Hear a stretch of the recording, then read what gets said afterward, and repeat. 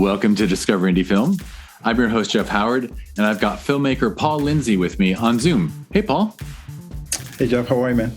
I'm excellent. All right. It's a pleasure to see Paul. Even though I'm not seeing him in person, I'm happy to say we got to meet in person once, because even though your film ran its festival circuit through the pandemic with virtual screenings, it was an official selection of the Sherman Oaks Film Festival in 2020, then an official selection at Film Invasion Los Angeles in 2021.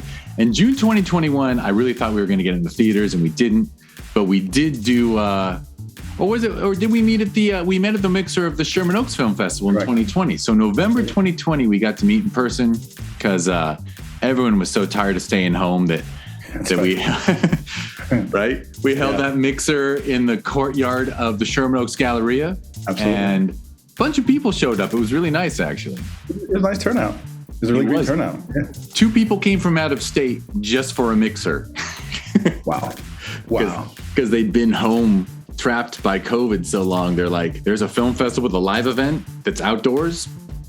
We were wearing masks outdoors, as I recall. Yeah. We were. Yeah, we had to wear masks outdoors and keep apart, and it was good. It was great. It was great to meet you and talk to you. And now you're on the podcast because your film 1195, besides winning Outstanding Short Film Drama at Film Invasion LA and Outstanding Cast Drama, which is very cool, it is in the Discover Indie Film TV series. And I'm proud to say it's in season 5, episode 4. So anyone who wants to check out your excellent film can go to Amazon Prime Video, search for Discover Indie Film. And we used to be included with Prime. Now people are asked to contribute to watch. So it's 99 cents an episode or $7.99 for 10 half-hour episodes. And actually one of them is like 42 minutes. So I got to say, like, I know no one likes paying in these days. Everyone likes free. But if you think about it, $7.99 to see like 25 indie films, it's not a huge ask, right? It's better than movie prices. Better than a movie ticket. And I believe with Amazon Prime, with Prime Video, when you make a purchase, it's yours forever. Yeah, it is. You can go back and watch it over and over again, which I have to recommend because I think we all know that, like, when you watch a film more than once, you see so much more, and it's very cool. So that's the deal. Very proud to have your film in the TV series that was born out of this podcast, and now you are on this podcast, which no one listening needs to know, but I think it took us a long time to schedule this, I think. Yeah, I think like about two months or something like that. You're a busy man, so it's a pleasure to have you on. Thank you. And my first question, just to launch this whole thing, is what got you into filmmaking? What were your early inspirations? Where'd you grow up? Yeah, thank you. Well, one, thank you for having me. It's always good to speak to you and see you. And for me, just filmmaking was not even something that I wanted to do or even knew about. When I was younger, I'd play with my Star Wars toys and create little scenes with them. But that was just me and my friends horsing around. But I was really, really, really impacted by movies. I was, a child of the influence. So sometimes the television was the babysitter, but I would stay fixated on it. I remember, what was the name of that movie with Mickey Rourke and Lisa Bonet? Angel Heart? Was that Angel Heart? I loved Angel Heart. Scared the bejesus out of me. My mother had to come down to the basement and pick me up because I was so scared that Louis Cypher, played by De Niro, was going to get me as I was walking up the stairs. But, oh, man. And the baby's eyes at the end, freaked me out. Freaked me out. It was crazy, but I think that was one of the first things that I said, if a movie can have that kind of effect on me, I need to be part of it, but didn't really know because I'm first generation American. My parents are from the Caribbean. So that really was never a thought that you can make this a career or you can make this your livelihood. And I wanted to be a veterinarian coming up, and I got into college, and first semester was absolutely abysmal. Literally was abysmal. I got my report card, and I was like, I had to rub my eyes because I was like, this can't be the right number. There's a 1 at the beginning of it, and my parents said, you know what you have to do. So I switched my major over to arts. And we had a rudimentary TV studio in the basement of the library. I went to Villanova University. Go Cats. Woo. Yeah, I was about to ask what your parents are from the Caribbean. Where were you growing up? New York City. New York City. New York City. Yes. It was a great time to grow up in New York City in the 80s. Like that was the beginning of the world, I think. You know, in 1492, Columbus allegedly discovered here, but in the 80s in New York, that was the beginning of everything. Like that's when media and hip hop and style and fashion, everything, like that's where you got your sensibilities from. Absolutely. And I mean, I'll chime in that I'm from that era and older than you, but from that era, and like NYU specifically, like there was this explosion of great filmmakers from NYU. Absolutely. What's funny, I remember growing up and having posters of like Spike Lee and John Singleton and Matty Rich, who did Straight Outta Brooklyn and Just Another Girl in the IRT. And I remember having posters of that taken out of the Daily News and the Post up on my wall. Fast forward to 3 years ago, I'm at a ABC mixer and I meet Matty Rich. I'm like, dude, I had your poster on my wall. And so it's the funniest thing how things turn about. Like you kind of meet your heroes, and then now instead of their heroes, they become like your colleagues. Yeah, that's a wonderful thing to have happen. So when you were getting into those films and you had those posters, the stuff you'd clip out of the newspaper and put on your wall, at that point, were you kind of inspired to make films, or were you just a fan? Just a fan. I was just a fan then. Huge Star Wars fan, still am to this day. The whole franchise, and I really love what they've done with it. However, I was, Empire Strikes Back was just my movie. I loved it. Empire Strikes Back to me was just a consummate film because it had everything in it, and that really took me to where I'm like, wow, this could really be. This is fun. This is a really great adventure. But again, still not thinking this is what I want to do. It wasn't until I was kind of forced to really look at what I like, and not what I was expected to do, but what I really like to do. And I like to tell stories. I like to just, my imagination, a lot of times my imagination was what I had growing up. And I would conjure up all these, amazing stories, and sometimes have my parents kind of guess what really happened as to what Paul is saying. That became like a game for me. All my friends right now, they'll say to me, the best thing is, what's really happening here? Because I'll go with the story and be like, and then this happened, and then the plane fell down out of the sky and then bumped into the old lady, but she was made of metal. And they're like, but I tell it with such a straight face, they're like, you're really convincing in this. So I always saw that knack for storytelling. And I said, why not write it? And so I started to write, but never really thought, again, it would go anywhere until I got to college and I started, seeing like-minded people and really getting to the studio. And I said, I want to try something. I always wanted to mimic and see if I could do it. I did a rudimentary music video of Black Sheep, The Choice Is Yours. I used basketball players from the team, and it was horrible, but I at least got the sense of what it meant, what it went into making a video, or what went into a production.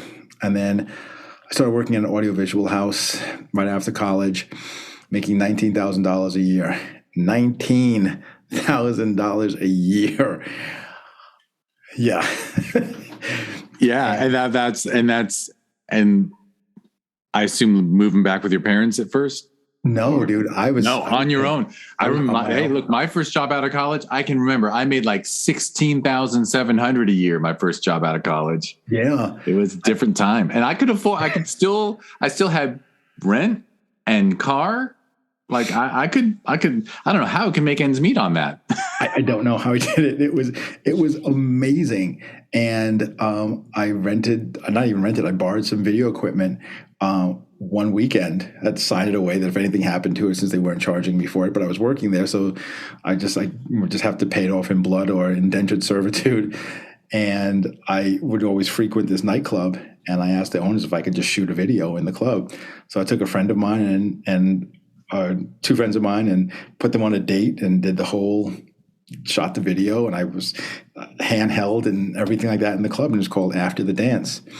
And I literally just shot it. Didn't know what to do. I was going to say, did you edit in camera? Yeah. Edited it in camera. So, I mean, the continuing theme here is you were a creative person all along, always creative. I just didn't know it. Because it wasn't really fostered. It was, get a job, go to school, get a job, have a life, have a family, boom, boom. There was never a branching off until I made that for myself, because I felt there's something more. There's always something more. And then I finally made the decision to come out to LA in 2004 after working as a PA. And that just, it came to the belly of the beast. You're like, wow, this is not what I learned in school. This is, when the practical application is where it's at. What you learn in school is a great theory, but there's nothing like being on set. There's absolutely nothing like being on set. For sure. And you're saying you PA'd in New York a bit? And then New York a bit, like for commercials and stuff like that. Yeah. Yeah, because there's a lot going on there, but it doesn't have, there's a few TV shows out there, but at the time. Yeah. Correct. But, coming out here in 2004, it was amazing. Just seeing it was the heyday. It was when streaming hadn't begun yet, but the cable was big. And, HBO was at the top. Showtime, Stars was not even Stars yet. Amazon, Hulu hadn't even been born yet. So, cable was king. And the networks were still, people were still riding high on the networks. You were hoping that you would be on a show that had that 9 o'clock or 10 o'clock time slot, because those were the sweet shows. You know what I mean? Yeah, no, network TV was it just dominated our culture back then. Absolutely. But yeah, you were in that golden era where basic cable had taken off and all those channels needed to fill with programming. Absolutely. That's when it started. So, and it was, at a certain point you had your pick of shows to go to. And I came out, I stayed hungry. I literally came out to Los Angeles with $125 in my pocket and 2 suitcases. And I just hustled. When I say hustled, man, I hustled my ass off. I would work. There's one time I remember working 22 days straight in a row. I would be on a show from like 7, and I would ask the ADs if I could leave early so I could go to another show that was working 7 to 7, like overnight. And then afterwards, I would go back to the other show after maybe trying to sleep at lunch or sleeping in between, and then go knock that out and then go home and sleep. And weekend work, when they had it, I would do that. So 22 days straight, I remember just hustling because I wanted to make it. That's impressive. Amazing work ethic. Yeah, just when you had that, I had that dream, I had that goal, and I knew that at the time, as a PA making $135 a day, that wasn't going to cut it. I had to, really move and hustle, and all the time kept the dream alive. And I met with some really great people, and we started making content, started making shorts, started making whatever it was. We got together on the weekends and found locations and shot whatever we could. It was just like a collective of us. One was a DP, one was a sound mixer, one was, between her and I, we alternated between directing. I would AD. I just had a sense of, okay, what made sense in getting the day done. And we just do this on weekends. And that's what we did. And I think it's really great to do, to find like your team, your group, your squad, whatever you want to call it, because when you guys are feeding each other. I just saw the recent Batman movie that Matt Reeves directed. So, I did my deep dive, and Matt Reeves was friends with J.J. Abrams, and together and so I'm like, I get it. So, and then, everyone knows who J.J. is. But then what they did, what I didn't know is that Matt and J.J. were mentored by Steven Spielberg at USC. So there's the lineage there. So they have, you have to have a squad. You have to have a team with you that's doing this together. You by yourself as an island, it's so, not saying it can't be done, but it's so incredibly difficult. Have your dreams. Like, that's what I learned. I think, if anything, have your dreams. Like, I have my own individual dreams, and they're big and they scare the shit out of me sometimes. But if they didn't, I wouldn't be doing them. And if I tell you, like, hey, Jeff, these are my dreams, and you're like, okay, I get it, then my dreams aren't big enough. My dreams have to be so big that other people don't get them. And I have to know that my dreams are like, and, same like your dreams, this is your passion. And I may not understand, what you see for what you're doing 10, 15 years down the road. But if I believe in you and I'm like, hey, I'll rock with Jeff, then I have to support you in any way possible. And that's how the collective comes about. Anyway, I don't know how I got on that tangent. No, and I mean, I really respect it because you also showed how when you have the bigger dream, but you don't turn your back on all the tough jobs that get you there, right? Yeah. And because PAing and then moving your way up, making those connections to other people, because obviously, right, like, whether it's a commercial or a feature or a series, if you're, getting on a crew of a series is like a great way to like get a home and stuff. But like, everyone you're meeting is there for a reason, right? Like maybe not everyone, but yeah, in that camera department, maybe the third AC is someone that you can work with because they have the goal of being a DP someday and you have a goal of directing someday. Yeah, I'm always hesitant to embrace the idea of like, I'm a director and I'm just going to direct. It's like, nah, go ahead. Start at the bottom, start there and meet people and work hard and learn how things go. It's huge value in it. Yeah. You have like I said, you have your vision, but when I look back at after the dance to stuff I directed like last year, leaps and bounds. I'm like, what was that? That was trash. That was absolute trash what I did after the dance. It was horrible because you learn stuff along the way. You learn how to tell better stories. And not just with the writing, but you learn how to have the camera tell the stories for you. I mean, think about it. In the days of silent films, the camera had to tell the stories. If you couldn't understand what they were saying, they'd have to tell the stories. If there was no sound on this, the cameras would have to, and our gestures would have to tell the story of what we're saying. So you learn and you adapt and you grow with that so that it motivates the audience. Yeah. So you have such respect for the medium that you're observing all the different sides of it. So besides, were you the kind of person the whole time you were, working full time in the industry, you were, besides shooting stuff, always writing stuff? Because sounds like you always wrote, even as a kid. I always wrote. What I would do when I was on set as a PA, it's so funny. You're bringing up the past a lot now, Jeff. It's really funny, but it's great. I remember being a PA in lockups, and I know that a lot of people would hate lockups. Like, I want to be next to camera.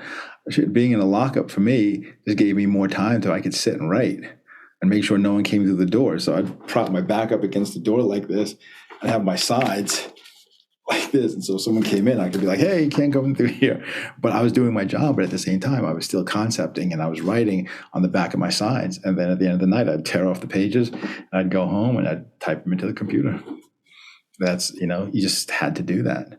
Brilliant. I mean, because I couldn't have my computer on set, so I just still write it longhand. And as you type it in again, then it almost becomes like muscle memory. It's like, oh, that doesn't even sound right. You tweak it, and you change it, and then it becomes fun.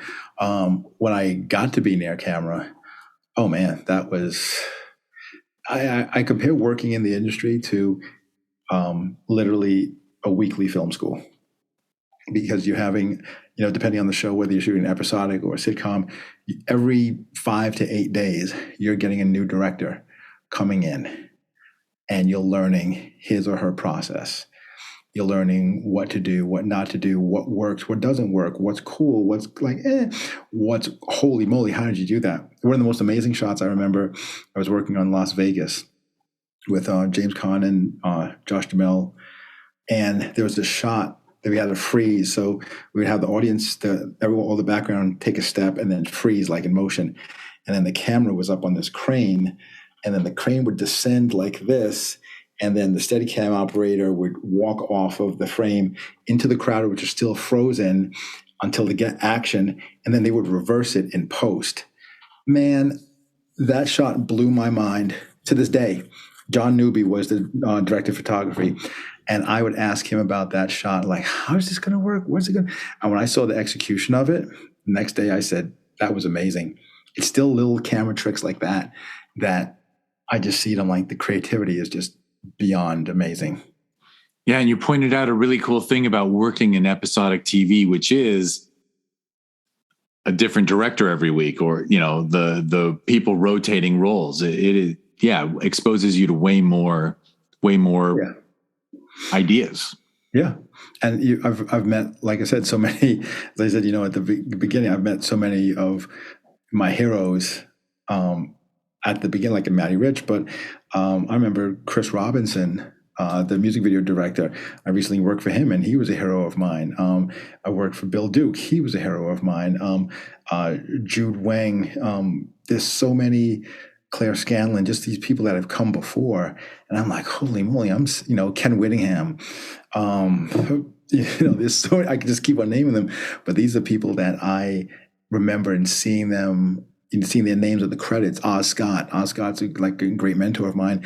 These are the people I remember watching, right before the show began. Their name was there right before the picture started. And now I'm working with them, alongside them. I'm watching their process. And that's amazing to me. That's still like little 10-year-old kid in me is like, woo. For sure. Well, and it's funny because the only role you named was like PA. So you moved your way up through like departments. Did you end up, because you mentioned camera department, but like, did you go PA to, the AD track sort of? Yeah. I started off as a PA and made my way up to the AD track. So right now I'm first ADing.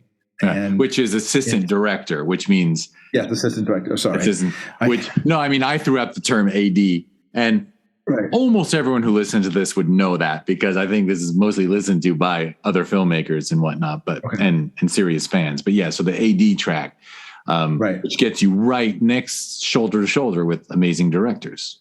Yeah, with everything. I mean, you're right there in the center of everything. It's weird. It's like you become the center of the universe, but it's not quite your universe yet. A great director told me before, when you become an AD, you have to remember that it's the director's show, but it's your set, which was like, wow, that's just so you run it the set to maximize for the director, but you also have to make it your set and how you are as a person. So my set is very loose. We have fun. We get the job done.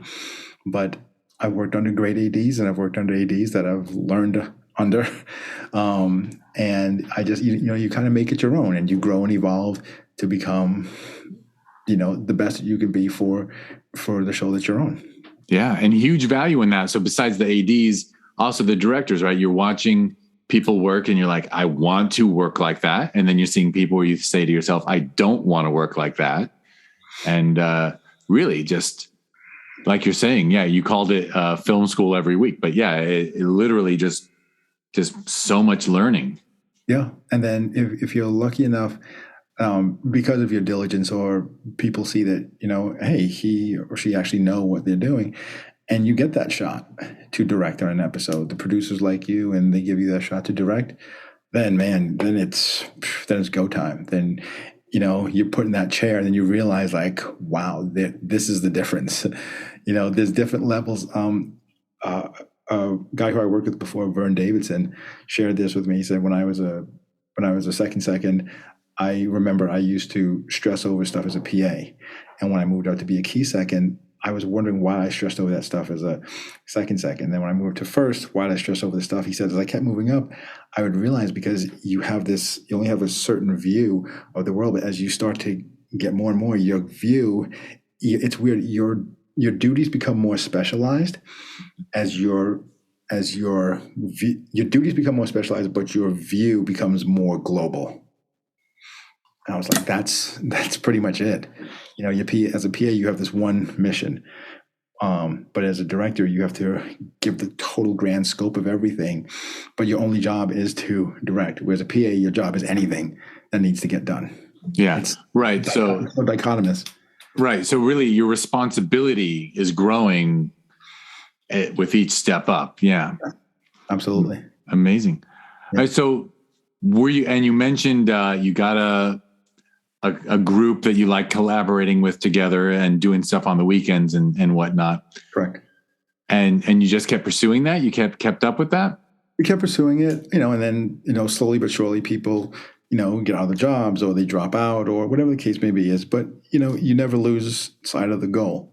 And then you evolve into other people. And then, you might have like a friend who become writing partners, or another friend of you who just work well together, and you help each other out. And it may not be the collective anymore, but you never lose sight of those people. You never forget who they are because they helped you out in the early stages. But you move up and you evolve, and as people get, you meet new people, you meet people with different disciplines. You meet colorists, you meet composers, you meet people who are also looking for that person to help them or to grow with them. The whole Issa Rae camp was part of that. She came up with people and they're rocking with her, and now she's put them on, and that's great. And I think that's the collective in Hollywood. There's it's a small place, but it's a big place, but it's a small place. And what I love about it is that you're welcome to come in. You're so welcome to come in, but you have to. It's almost like you have to know the key code to punch in at the gate. And just because you know the key code doesn't mean you'll automatically get in. You have to be able to bring something to this party. And people will, I'm guilty of it myself. I thought I knew a lot more than I did when I first came out. And you will quickly get found out if you don't know what it is that you're saying you know. Because there are people who definitely know what you know. And they'll tell you, like, hey, that's not the way you do it. And then you take some time and you go and do it. This business is definitely a marathon. And I'm not saying lightning doesn't strike in the bottle. It does. But the overall people, it is a marathon. It's not just a sprint. And you've got to endure, and you've got to go on. You've got to persevere, and you've got to hear the no's. And one of the greatest things about this business is that when you hear the no's so much, you appreciate the yeses even more. Absolutely. So when you would create in your spare time and on the back of sheets and whatnot, was it whatever came to you, like just naturally, or were you thinking, okay, I'm working in TV, maybe I should write pilots, maybe I should write shorts, maybe I should write features, or everything? What inspired you? Just everything? Everything, whatever I thought of. I would write pilots, I'd write specs, I'd write treatments, just to see if it had any type of, gravitas or anything, just something that would keep the flow going, the flow of inspiration going.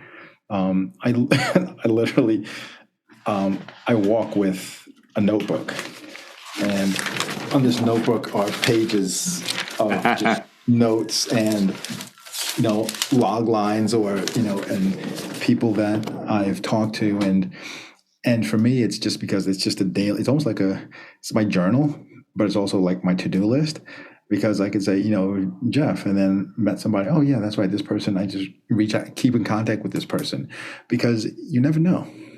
You never know. That person was like, hey, I was thinking about you the other day, and I couldn't remember your number, and you just happened to call me, and I had this opportunity. And you're like, great. I got this opportunity literally last week because a friend that I had PA'd with moved back home, became a producer at a smaller production company back where she was from, and they were looking for a director to do a short documentary. And I reached out because I was like, hey, just haven't heard from you in a minute, just wanted to say hi. She's like, oh my God, I can't believe you called me.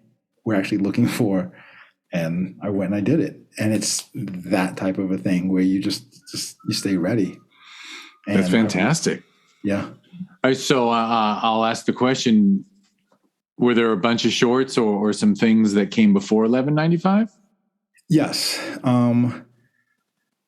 After the Dance was the first, and then I did another one called 29, and 29 was the story of three women turning 29 all on the same day.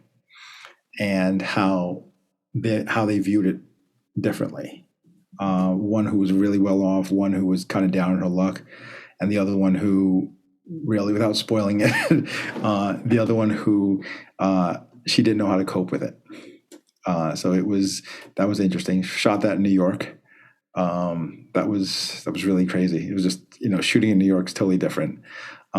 Stole all the locations, used a nail salon by the South Street Seaport, streets of Manhattan, 42nd Street, just shooting. And I had a camera. It was I literally shot it with a TRV 900. It was a mini DV camera.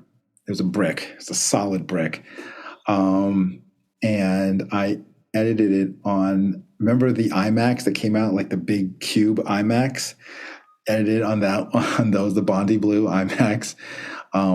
Yeah, and that's what I did. I've always just had one in my, always had it in my house because I just shoot and edit whatever I can. Even if it's a spec, I'll just, shoot some footage.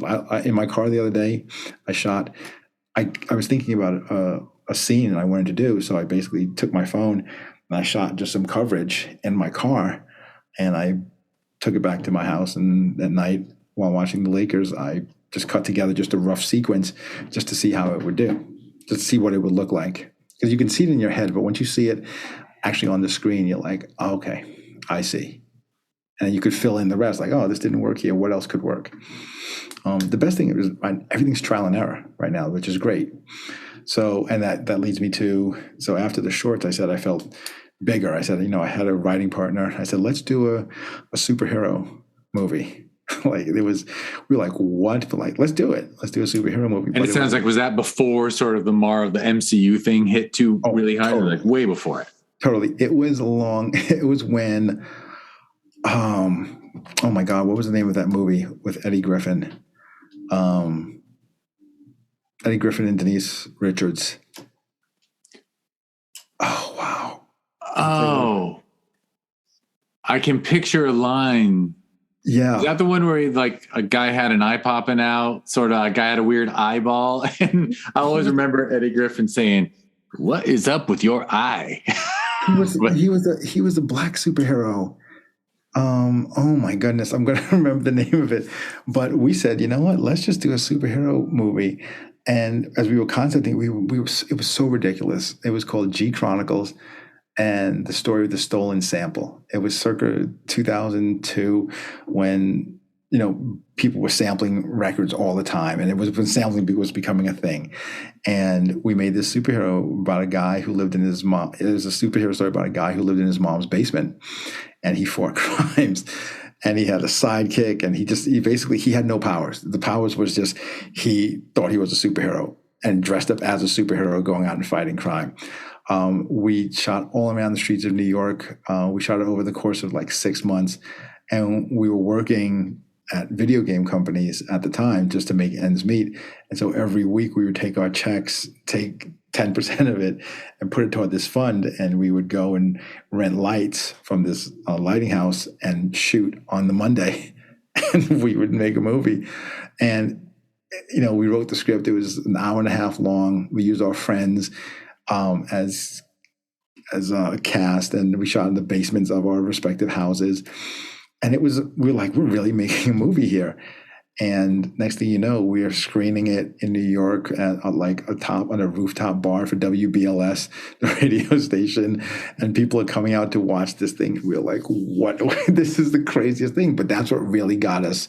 That's what I said, we can do this for real. We can so do this for real.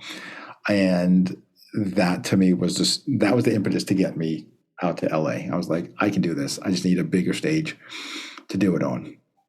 And right.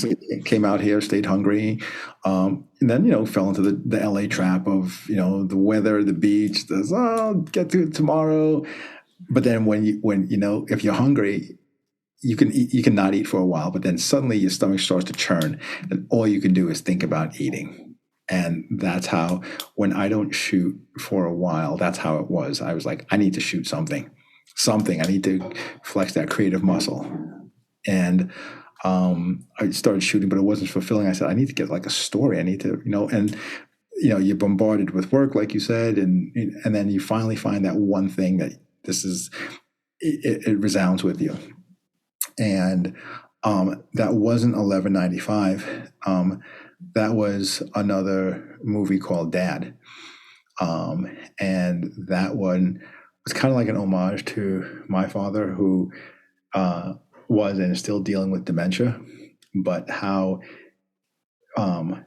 like mental disease and dementia really affects not only the person with it, but the caregiver of it. And so what I did, I shot it where this gentleman with dementia, his family's coming in and caring for him, and then you see it's third person, so you kind of see like everyone coming in and dealing with him as they are. But then when I flip the camera around to see it from his vision, I shot it with a lens baby. So if I was looking at you, Jeff, you would be Jeff, but then through the eyes of the elderly man, you were a 10-year-old boy, because that's how dementia patients, they sometimes get stuck in seeing people as they were at a certain age or at a certain time, or they don't know who you are. And it was kind of just that telling of that story. So that kind of hit pretty close to home, and that was deep. That was good. I wasn't a fan of the execution of it, how I did it, because I didn't think that I had all the tools yet to do it, but it was resounding with me so much that I had to do it. And I'm venturing to say I would do it again, but a better retelling of it. And then that turned into 1195 in the chronology of what I've done. For sure. By the way, I mean, I could have waited till we stopped recording to tell you, but my dad had dementia for quite a while. And actually, way back when I was young, my grandmother had Alzheimer's. So I have a feeling, even if you're not happy with their execution, I bet I would appreciate what you did there. Because actually, funny, you totally nailed it. Because when my grandmother, I would go to lunch with her one day a week, same day every week. And she would be like, she'd mention my mom's name. I go, "That's my mom." And she'd go, "Oh, I didn't know you knew her." And she would often say to me, "Oh, well, last week I was at school and I was standing in front of the girls' bathroom so that my friends could smoke cigarettes, and I was their watch out." And like, to her, 9th grade was last week, and she's in her 80s. It's really wild what happens to the mind through these things. It really is. So the way you shot it sounds incredible. Yeah. If you like, I like to shoot where I take the audience inside. So in 1195, you've seen it, and you saw how I made the characters kind of the camera, so you could see what it would feel like to have this gun pointed at you, or this, to feel like on the spot. Yeah, I don't know if we care about spoilers. Maybe we do. Okay. But I mean, 1195 is about a black man who's pulled over by an LAPD officer, and what goes on between them. And yeah, we literally see what's going on in each person's mind. It's really, it's very internal, even though it's but it's external too, right? It's absolutely. Yeah. I mean, that was based off of a true story. That really happened to me. It didn't happen at that place, but it happened to me. And so I was like, this is part of my therapy, or part of my catharsis dealing with it, was to script it and say how I wish it ended. You know what I mean? So it was good. It was really well received. I mean, I guess it was the right timing, because that's when, right afterwards, that's when the BLM movement really took stage. And the time to put it out was it was almost like coincidental. Like, I don't think it would have had the impact if it was put out before. I wish that COVID weren't around when I did it, because I think that it would have played amazingly well in theaters. Like, the impact it would have been in theaters would have been amazing. For sure. Would have had I'm sure it had a fantastic festival run virtually. But yeah, if that film had been able to be inside the theater for so many festivals, it would have just been an incredible experience. And interesting too, because you wrote it, so it's not hard to ask your inspiration, because it was inspired by something that happened to you. And right. And I certainly appreciate you saying I think often creative people and writers are sometimes you write just to change the ending, right? Because you don't like the way it ended in real life, so you're going to write it the way you wish it had gone. Right. But you actually, you did write that before BLM became a thing, and then you did choose to start with clips. Yeah. Right. Yeah. But you had finished your edit before you did that, right? We were just about finished the edit, and it was like, okay, but there was something, it seemed, when we did it before the clips, it seemed almost pedestrian. And I wanted something to kind of intro, like, this is not something new, that this is ongoing. And the clips only helped, and how pervasive and widespread it was, and maybe still is. Yeah, I'll share a little insight or a little story. I've only seen it with the clips, but there was, the sign of a great film is if it inspires debate. And the debate your film inspired on our awards jury, and it wasn't whether or not it should get awards, because you won outstanding short film drama, you won outstanding cast drama, but there was a debate among judges of whether or not it would be stronger without the clips. So they're like, he made such a great film, and it was a heated debate. Wow. So you inspired a heated debate about this film is like, and obviously some people are like, it's wonderful to have it in context of real life situations, and it certainly makes you bulletproof from audience members rejecting it as fiction. Right. That's the thing. Like, there wasn't a potential to have it without the clips, and I didn't feel. I think the clips helped drive it home more. Like, hey, this is real. And I guess in terms of, like, in the amount of cinema verite style films that came out subsequently, I'm like, this is real. It's not my version of it. This is I could have put in there inspired by true events, and it would have been accurate, but it was good. And that was a really fulfilling experience doing that. And then subsequently that festival run was good. And then you start thinking about, like, okay, what else? And I just didn't want to seem hacky. I didn't want to seem like, okay, just what's the next one, just for the sake of doing it.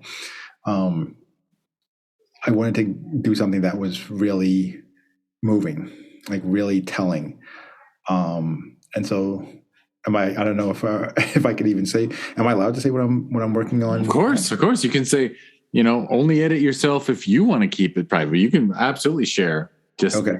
The next short that I did that I'm just about finished, kind of, it deals with mental health and depression and bipolar disorder and alcoholism. So again, taking a vein from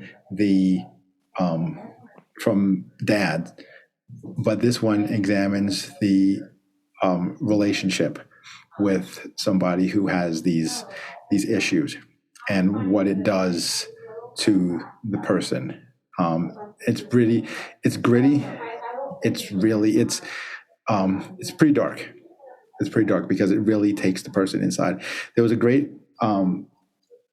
Meg Ryan and, oh boy, it's called When a Man Loves a Woman. Yeah, that was written by Al Franken. Yes. Whose wife had been a severe alcoholic and then went through rehab. Yes. And I forget who the guy in it was. But yeah, I don't remember the husband either. Yeah, I saw that movie and I was just blown away. Was it Andy Garcia? Andy Garcia and Meg Ryan. Thank you. And I was blown away. And I said, that's what my next one will be. Because I had a relationship with somebody who had those struggles. And I remember the tribulations. And sometimes, art imitates life, and other times life imitates art. And sometimes they meet in the middle. And I think just to be able to have that expression of it not everything is a Disney finish or a Michael Bay flourish. Sometimes it's just a quiet film that really looks at, hey, this is what's going on. For sure. Well, and as an indie filmmaker, you can rely upon the Disneys and the Michael Bays. They will keep making what they make. Right. And then we, as audiences, we need people to make, I'll use the very biased term, real stories, right. Stories that mean something. I'm assuming that your character with the bipolar disorder, like the alcoholism, is often self-medication, right? Mm-hmm. Yep, yeah, absolutely. Like people. It's I'm happy to hear that you're dealing with the subject, because I've dealt with it as well, where right. This society at large labels people as alcoholics and says their problem is they don't have willpower to not drink too much. And the truth is that's medicine. Right. They're doing their best to seek medicine in a society that has no health care. Right. And that's funny, but that's all touched in here. It's all touched in there. It's pretty, I'll definitely make sure, and I certainly hope you send it, certainly hope it, and it takes place. I hope you're done in time for for Sherman Oaks Film Festival in November. Why not? I'll cross my fingers. It was shot in Sherman Oaks again. Kind of like how Spike does all his stuff in Brooklyn. Yeah. And I does his stuff in Philly. I represent Sherman Oaks. Why not? Hey, Sherman man. Oaks is, I have to say, we've had people submit films from Manchester, UK, mm-hmm. and then say to me, well, I've heard of Sherman. I know Sherman Oaks is like this cool area of LA, where a lot of people who work in the industry live. Yeah. And so we wanted to submit it to your festival because, like, hey, Sherman Oaks is a thing. It is. Hey, man. And we both live there. Yeah, whatever I can do to pump Sherman Oaks, that's why not, So, and then I've made a departure to a film a friend of mine and I wrote last year and a half. It's called A Haunted Trail. It came out in theaters. Not in theaters, but is on streaming. And so we're starting to write the sequel for it right now, and then another horror film. So like I said, I write what. Right. So you wrote that horror, but you didn't produce or direct. I didn't. I co-produced it, but I didn't direct it. Robin Givens actually directed it. So that was great. It was fun. It was kind of like it was a couple kids go to a haunted house on a haunted trail. Killer's trying to get them, yada yada yada, ensue mayhem. But it was an all black cast, and the difference of like what happened. I mean, yeah, people still get killed, but the difference is, like it was a black horror movie, so who gets killed first? That's the thing. Like all of them black, who gets killed first? You don't know. But it was fun. Really great cast, like funny cast. And so, of course, with the sequel, it has to be done bigger and better and more. And then I'm doing another one. Like I said, it just whatever floats your boat, just do it. Give some legs to it. And even if it sits for a year, go back to it, breathe life into it again, because there's so many avenues and options for it right now. And as we talked about, like the golden age of television, where like network television was king, and now cable moved up, and now cable is on the ropes again. Like now that the streamers are in, there's so much need for content. It's almost like a voracious beast, and people are clamoring for it. So much so that there's so much bad content on there, and you're like, ugh. I'm nodding. People can't see because this is a podcast, but I'm nodding because, I got a 14-year-old stepdaughter who loves horror. And like, as soon as lockdown hit us 2 years ago, she and I watched 2 horror movies every Friday and Saturday night. Mm-hmm. And you run out of good ones pretty faster than you'd think. Like you keep searching for horror on the streaming, and quality is low. Yeah. I love that they're funding so much and accepting so much, and wonderful that your film is streaming, the film you wrote and Robin Givens directed. But yeah, they don't know what's good or not, so they just throw everything up there, I guess. Yep. If it comes packaged, they'll just buy it and put it up, and then they'll figure it'll get an audience. Yeah, yeah. Horror is. I'm happy for you that you are having fun with that genre, and then making shorts about things that are important to you personally. Yeah, absolutely. Because it's great to balance it out. Horror is just one of those, and I'm not a big horror fan, but I'm more like suspense, like the gore and stuff like that. But I love suspense.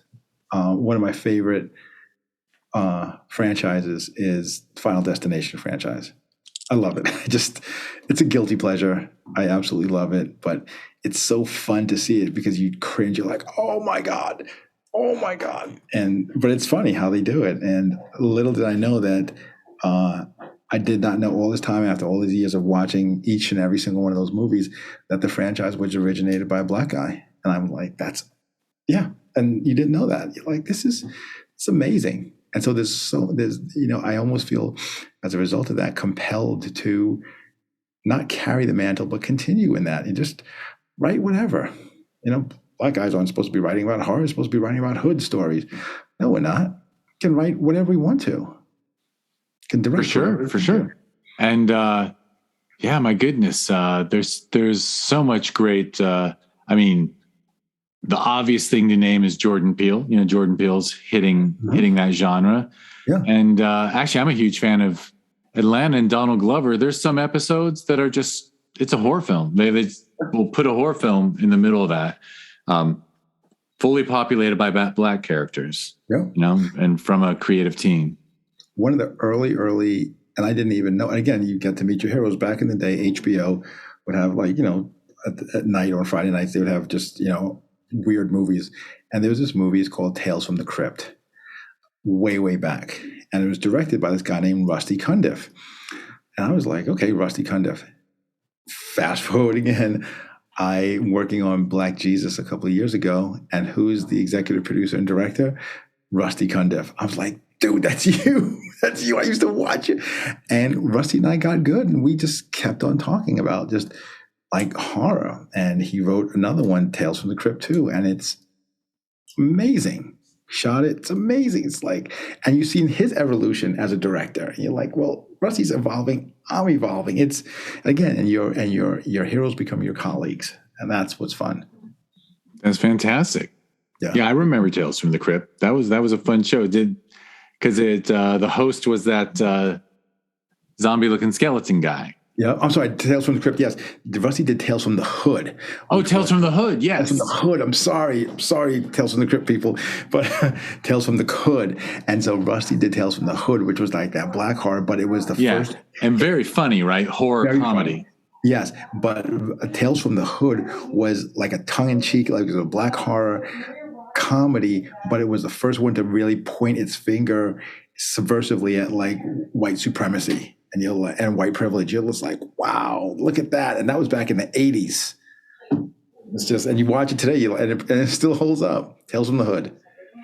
Yeah, there's a lot of great stuff. There's always been great stuff, but it's nice that there's more homes for it now too. Absolutely. So yeah, man, that's what you're focused on now. Yeah. You have a short you're completing, and you're always writing. And you got another feature you got to collaborate on. Yeah, absolutely. Like work begets work. You say, I mean, you take the break when you have to, the mental break. But you just keep going. Because you know when inspiration will hit you, and you're like, that's it. That's it. Yeah. I'm happy for you. It's great to hear all this great stuff. Thank you, man. Yeah. Anything else you want to add? Wow, man. It's, I don't know if this is really, I think we cover, it was nice coverage, and, we can wrap it up, and then do the next podcast where I get to hear your favorite films, which I'm really looking forward to. But yeah, love that. Is there a website or social media people should check out to follow you or learn more? Yeah, my social is just pretty much my handle, Go Get Paul. That's also whether Instagram, Twitter, anything, Go Get Paul. GOGETPAUL. Yeah, excellent.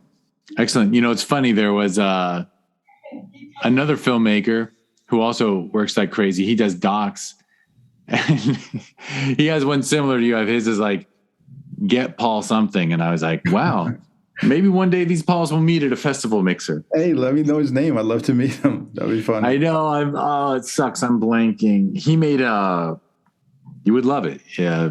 He made an incredible feature-length documentary about this program here in LA that I can't even name, but a sweet, older, wealthy woman started it 30 years ago. And every year they get tons of donations from Target, Walmart, and this and that. And then the week before the school year, kids from underprivileged communities get backpacks and clothes and stuff for the school year. Wow. And it's like, you don't even know it exists. And it's this wonderful program. Like, how have I not heard of it? Right. You know? So anyway, that's his thing. Okay. But this podcast is about you anyway. So at Go Get Paul is your social media handle. People can find you there. Yes, sir. All right. And now I will name all the things people can follow. But the first thing people should know, or I should ask, is you're listening to a podcast right now. Feel free to like and subscribe. Feel free to give it 5 stars on whatever app or platform you're checking out. I know podcatchers, there's a million podcatchers now. And this is the Discover Indie Film podcast, where actually the history of it is, very briefly, is that I program 2 film festivals. I love talking to filmmakers. The Q&As at the festival, I get like 3 minutes and then hand it off to the audience. I want to get a little selfish and really get the full story from filmmakers. So started the podcast. Then I learned, and it was great to let filmmakers like yourself really share their story. Right. And I learned that people who make shorts, you know, everyone who made a feature ended up on streaming, and everyone who made a short was like, well, my short's on my website. It's like, right. So we combine, I talked to a bunch of people, we combined a bunch of shorts together into a TV series that's an anthology of shorts. Mm-hmm. And we got it on Amazon Prime Video. So people who want to see Paul's film, $11.95, and I highly recommend it. I mean, it won 2 awards at Film Invasion LA last year. So go to Amazon Prime Video. By the way, go on a big TV. Don't watch movies on your phone. But go to Prime Video on a big TV and search for Discover Indie Film and enjoy. There's 5 seasons up. Every season is 10 episodes that average around half an hour, and there's 2 to 3 short films per episode. Although now we have episodes that are 1 long film, because there are like shorts that are like creeping up to like 30, 40 minutes that are good. And I'm like, okay, fine. You get your own episode. You can have It's a big ask. But you know, they're really good. So anyhow, that's Discover Indie Film. If you want to learn more, go to discoverindiefilm.com. And if you go to social media, it's at DIFWins. And we talked about the 2 film festivals that I programmed that Paul's film 1195 was in. Sherman Oaks Film Festival. Go Sherman Oaks. We're both residents. You can learn, it's every November, and you can go to ShermanOaksFF.com, and it's at ShermanOaksFF on social media. And Film Invasion LA that we hold every June, FilmInvasionLA.com. I was told to slow down on that one because a woman, when we stopped recording, she said, were you saying Film Evasion? And I'm like, no, it's Film Invasion. LA.com. Right. And it's at Film Invasion LA on social media. I was like, wow, Film Evasion, that would be, let's just have a film festival where we evade. We avoid each other. Don't watch it. Stay away from each other. Stay away from it. And so that's all I have to say. Paul and I are going to stop recording, and then we'll start recording again. So if you keep going, the podcast after this one will be Paul answering the 4 questions, which are all about his favorite films and maybe some films that aren't his favorites. So thank you, Paul Lindsay. Thank you, Jeff Howard. Appreciate you, man. I appreciate you. And thank you, everyone who listened.